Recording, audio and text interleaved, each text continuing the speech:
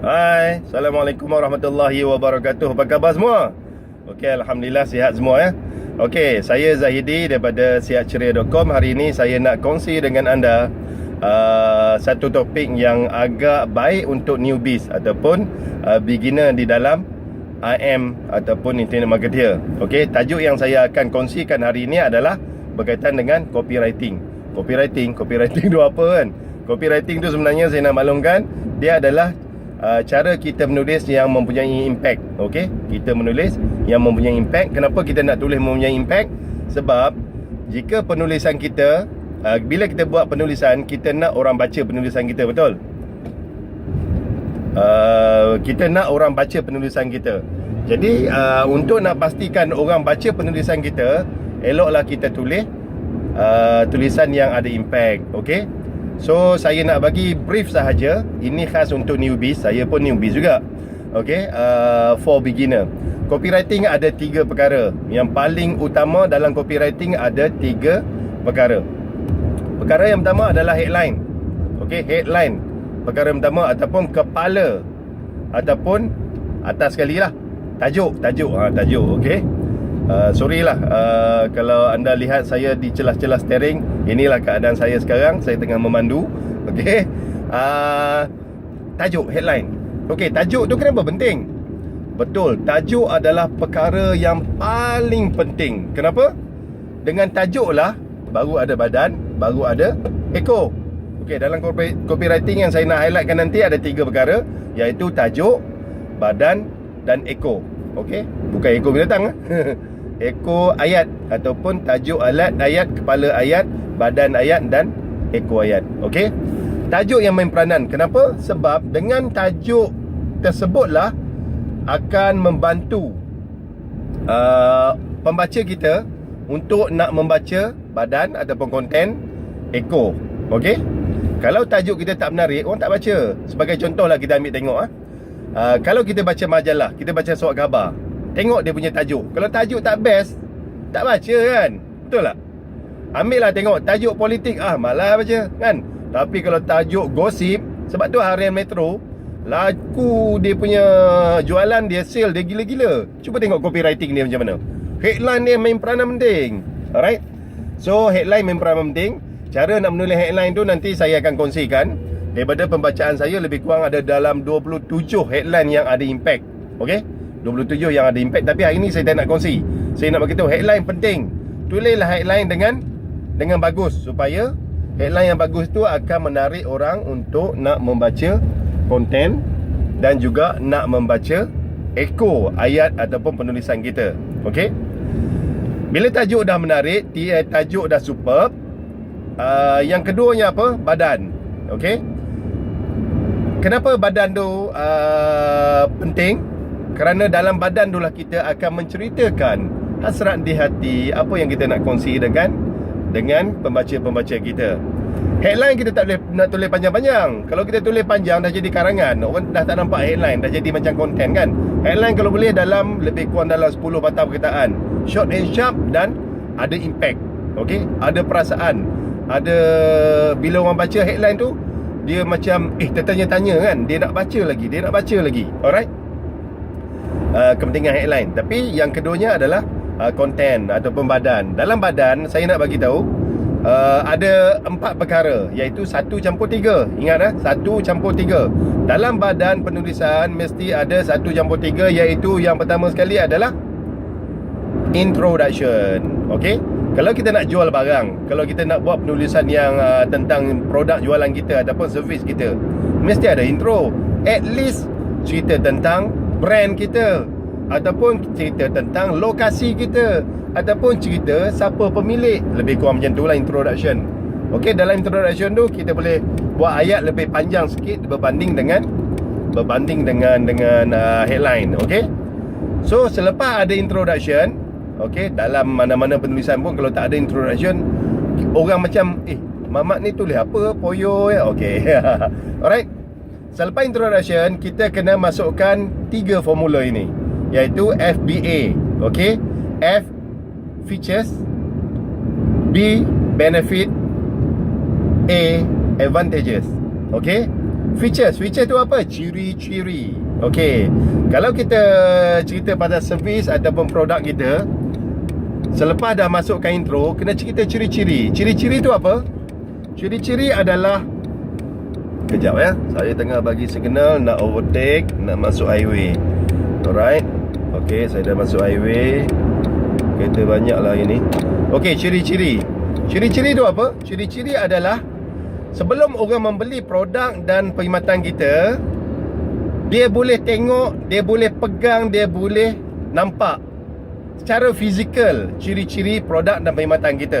Contoh, kalau saya jual tudung, color dia boleh nampak, tebal nipis dia boleh rasa, lebar dia boleh tahu, saiz dia boleh tahu. Dan macam-macam lah ciri-ciri. Ciri-ciri tu maksud dia apa yang dia nampak masa dia nak membeli tu, ataupun sebelum dia guna. Sebelum dia guna, dia nampak dulu kan. Okey, saya kena slow sikit. Saya telah sedang melalui AES. Okey, kena slow sikit kejap ya. Alright, lepas AES. Ciri-ciri kan. Ciri-ciri. Okey, ciri-ciri sebelum orang membeli produk kita, dia nampak ciri-ciri tu secara physically. Maksudnya mata dia, telinga dia, deria dia boleh rasa ciri-ciri. Okey. Yang kedua, B, benefit. Benefit adalah manfaat. Manfaat ni apa benda? Kelebihan. Kelebihan tu benda.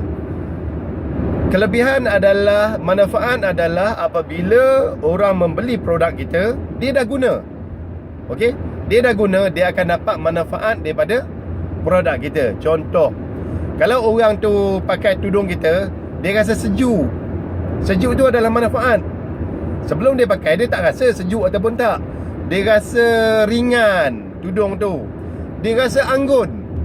Kan? Dengan color, dengan design, dengan corak. Ciri-ciri dia dengan design corak tu, bila dia pakai, dia rasa macam anggun sangat aku pakai tudung ni. Itu adalah benefit. Okey? Kena cerita benefit kita.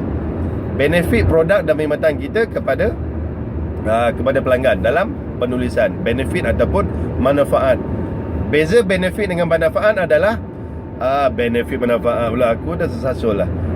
Beza antara benefit dengan ciri-ciri adalah ciri-ciri sebelum dia guna, dia nampak, dia rasa, dia tahu, dia nampak, dia rasa, dia dengar, lebih kurang macam tu lah sebelum dia guna. Benefit adalah bila dia dah ada guna, dia dapat manfaat tu. Alright. Dan seeloknya manfaat yang kita nak offer ni adalah manfaat yang boleh membantu menyelesaikan masalah orang. Okey? Kalau kita jual makanan berkhasiat, dia menyelesaikan masalah apa? Obesity, hidup yang dan macam-macam lah. Alright? Benefit.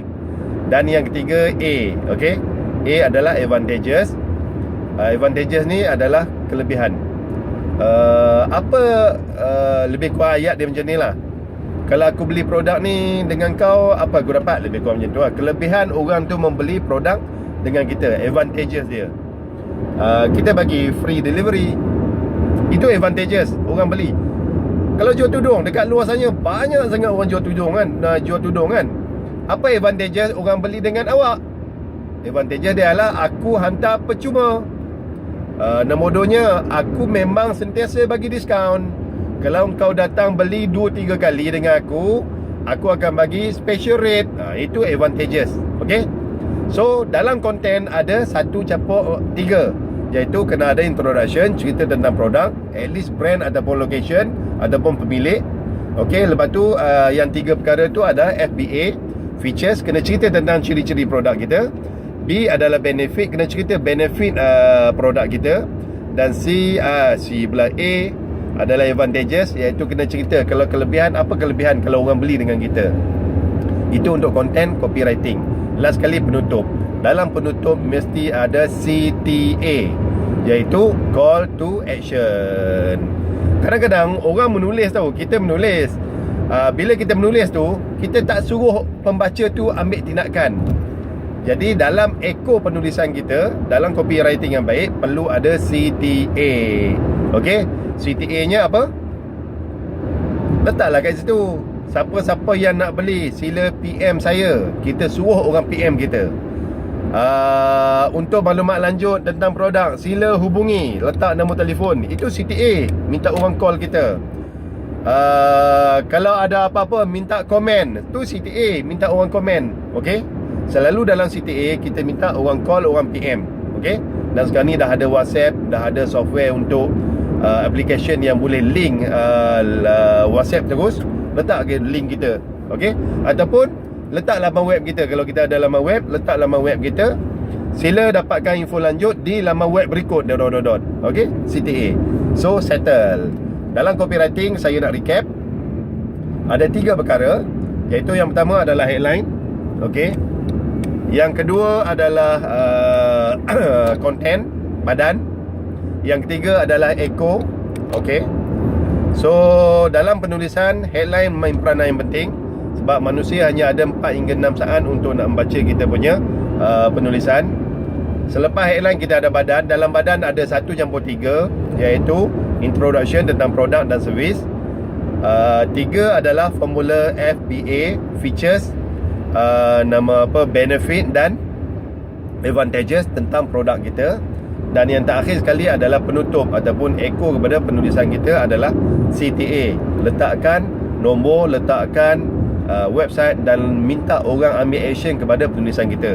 Hanya setakat itu saja untuk perkongsian saya hari ini, lebih kurang dalam 11 minit setengah. Jadi semoga anda sukses.